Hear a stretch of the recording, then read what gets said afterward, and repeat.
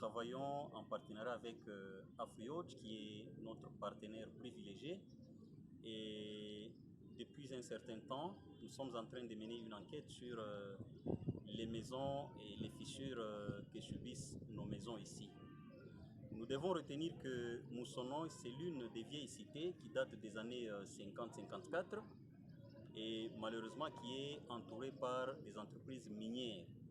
Nous citons à titre illustratif KCC, nous avons la GECAMINE, nous avons Comus, et il y a aussi EGMF, bientôt la CMT, donc Compagnie minière de Tondo, et toutes ces entreprises sont en train d'exploiter les minerais de ces terrains ici.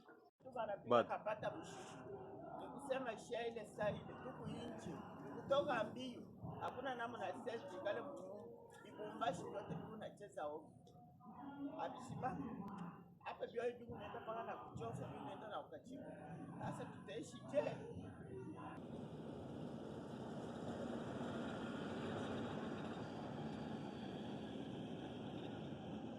Nous avons par exemple le cas de Comus. L'entreprise Comus, c'est une compagnie minière de Moussonoï.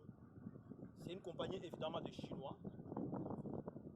Ils exploitent leurs minéraux avec beaucoup d'impact sur la vie de nos maisons, c'est-à-dire des maisons environnantes. Nous avons par exemple les maisons situées du côté Moussonoï.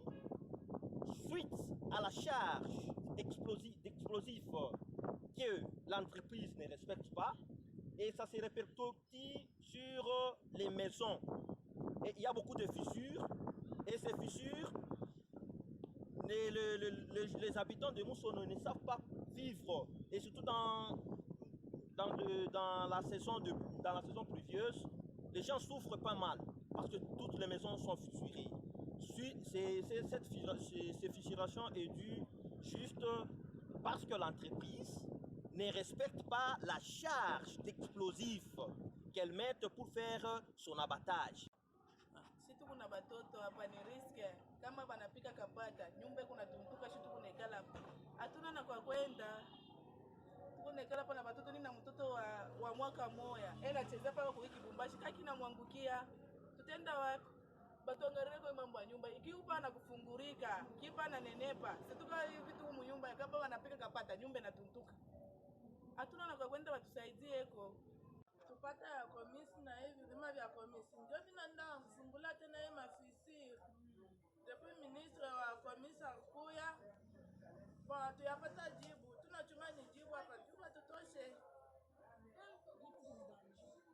ifashitu mudanje na batoto na vile tunalala paka hivi baridi na tingiriria hakuna fason mvula yoyo inataka kuanza hakuna fason ya shita na kuikala hii fasi. Depuis 2019, la fissure de Trabeka 2, elle est restée telle. Les autorités auprès de qui les gens sont allés pour déposer leurs demandes, solliciter leur implication, elles ont envoyé beaucoup d'équipes là, beaucoup d'équipes pour, entre guillemets, des experts pour étudier la situation. Ces équipes sont passées, elles sont rentrées, la situation est restée la même. Et non loin que, toujours en 2019, nous sommes sur l'avenue Hoche. Les maisons qui sont là plutôt avec l'exploitation ici, les minages principalement des Comus, les maisons ont subi des secousses. Et ce sont ces maisons-là que nous avons balancées depuis que nous avons commencé notre enquête et des fissures. Il y a même des maisons qui sont tombées. Il y a des écoles qui sont tombées. Il y a des centres de santé qui sont tombés. Le gouvernement a encore envoyé, il y a à peine 3 mois je pense, a envoyé à travers le ministère des Mines des équipes pour évaluer l'impact de ces explosifs sur les maisons. Et vous allez vous rendre compte que les gens sont passés, les maisons sont restées telles que, et il n'y a plus rien qui est dit. Et non loin qu'il y a 3 jours, parmi les maisons que nous avons balancées dans nos précédentes vidéos, il y a une maison qui est tombée. Elle est tombée comment? Bon, parce qu'il y a des travaux de réhabilitation de la route avec les compacteurs là, les compacteurs qui passaient. La maison est tombée. Il y a des gens qui y vivent. Et ces gens, ils sont livrés, ils sont abandonnés à leur triste sort. Et quand maintenant on cherche les raisons qui font que les maisons soient fissurées, les entreprises se jettent la balle.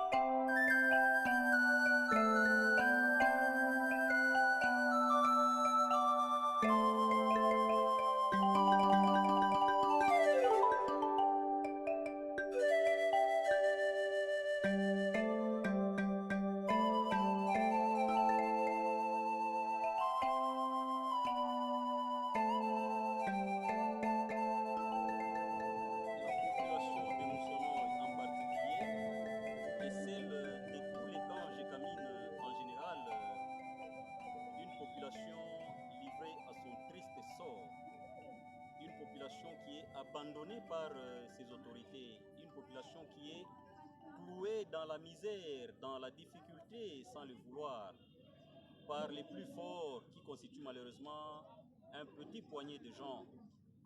Et non loin qu'il y a 2 jours, 3 jours, je m'excuse, une maison s'est écroulée. Les gens ont crié, personne n'a entendu leur voix. Les gens ont pleuré, les mamans et leurs enfants, les parents, les papas aussi. Personne n'a entendu leur voix. L'exploitation minière, ici chez nous à Kolwezi en général, à Moussonoye en particulier, est-ce une punition pour les gens ou encore un salut pour cette population? Parce que l'exploitation minière s'accompagne de beaucoup de bienfaits, mais malheureusement de beaucoup de maux. Et parmi ces mots-là, nous citons l'écroulement des maisons, les fissures, vers qui aller pour solliciter de l'aide, vers qui aller pour aller plaider pour que les gens puissent se retrouver. Le droit à l'environnement sain, c'est un droit qui est consacré dans la constitution de la RDC. Le droit à la vie, c'est un droit qui est consacré et personne ne peut être vraiment privé de ces droits-là.